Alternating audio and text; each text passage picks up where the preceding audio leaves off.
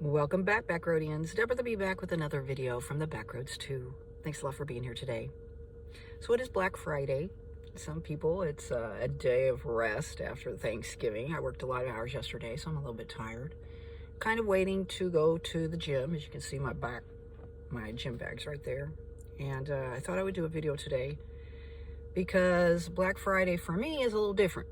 I learned of some information yesterday that kind of shocked me. And I haven't felt this way for a long time. So I thought I would share with you.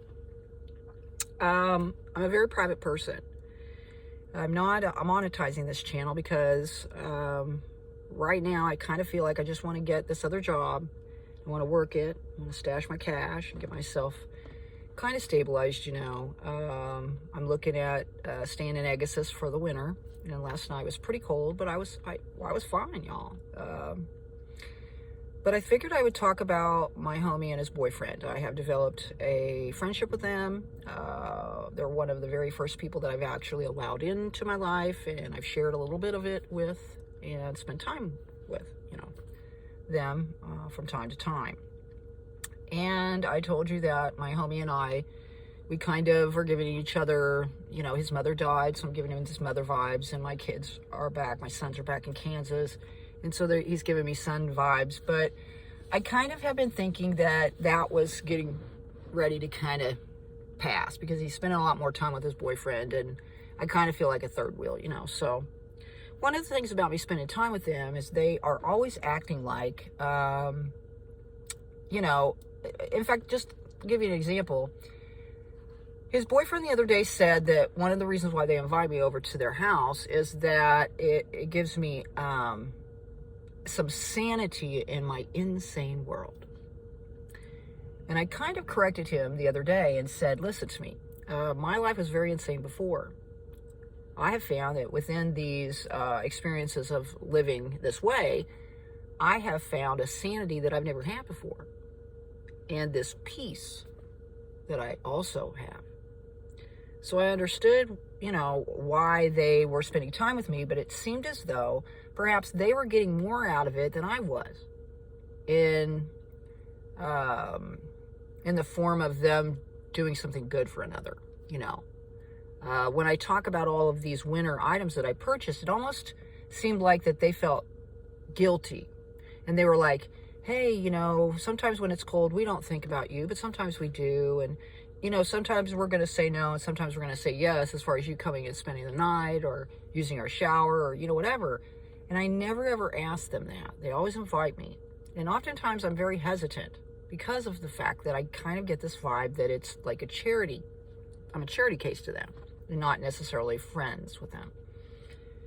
So I work with my homie. And there's this person that works there that moved there from Kansas.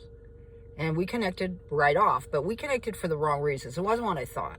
This person then in turn decided I was like an assistant to them.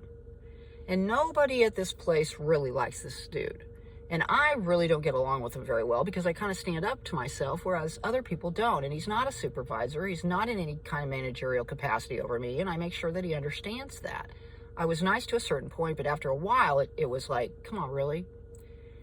And so, anyway, I really don't get along with this person, but I kind of tolerate them. And the way that I am is I try to understand people and let things go and just get along to get along, that kind of thing. But at a certain point, I had to stand up to myself to this individual, and they didn't like it.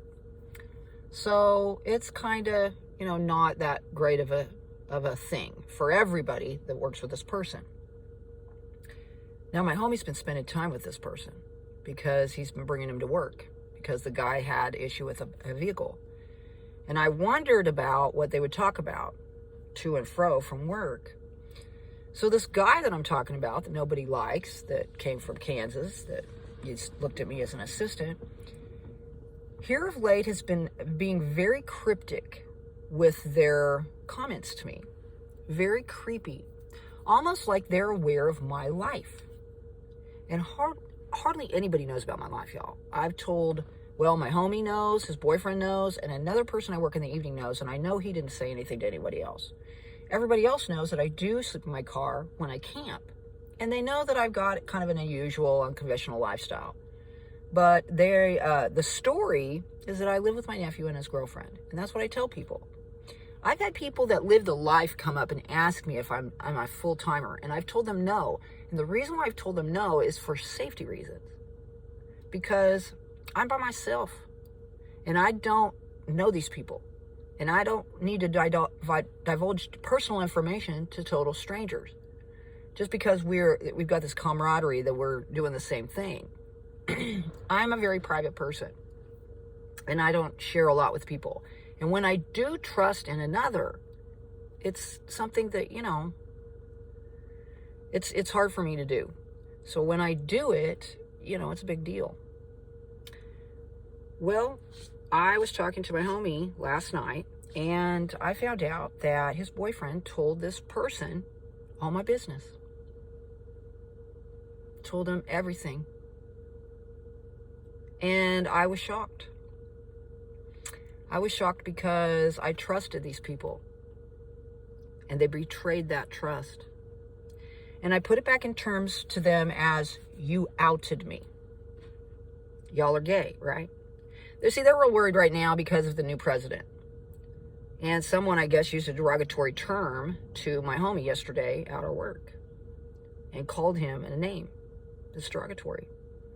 And it upset him very much, and it upset me too, because it just seemed like, these people, I just didn't understand it. Now, I found out that the person that told him that these people said this was the person that they told about my life. And I told him I didn't know if I believed that that they said that, because the girl was a younger girl, and it was an older woman. And the word they used, or the term they used, is not generally something females use. It's usually what a dude uses. So I told him that he really ought to think about how he's allowing that to affect his heart, because he does have a soft heart, and that maybe this person wasn't being truthful. But then he told me what they did. And I explained to them that you basically told someone something that I had hidden, had only told a few people, if anybody. You took it upon yourself to share that information with someone that no one likes at work, and that I don't get along with. And you just decided to tell them. And whatever your reasons are, it doesn't really matter, because I trusted you. And I had just begun to trust people again. I had just begun to share my life with people outside of here on the internet, which, if you're at an undisclosed location, if you are not telling people where you're at, I feel like it's fairly safe to share a bit of your life with them.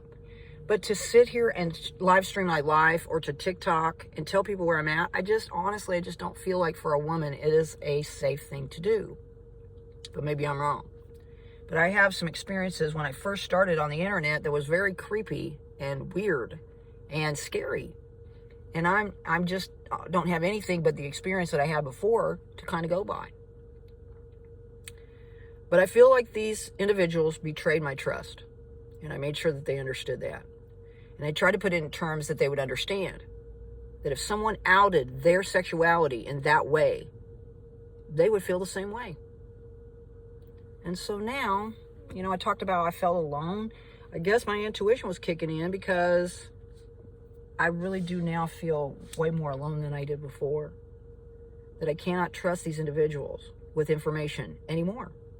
And I let them know that my time of sharing intimate personal information within this, I thought, an intimate personal relationship or friendship, was not going to happen anymore. And that saddens me somewhat. But maybe you can relate. And I'm thankful that I know this now, because I can keep my mouth shut and not say any more about my life to any of these individuals, which I should have done before, but I didn't. I let my guard down, and I shouldn't have. And it's sad, but it is what it is. I hope you're having a good Black Friday. I hope you had a great Thanksgiving yesterday. And get out there and spread those little pieces of peace anyway, okay? If you enjoyed the video, give it a thumbs up. If you want to subscribe and see future videos, please do so. My name is Deborah the Bee. Thanks a lot for being here. We'll see you all on down the road. Bye-bye.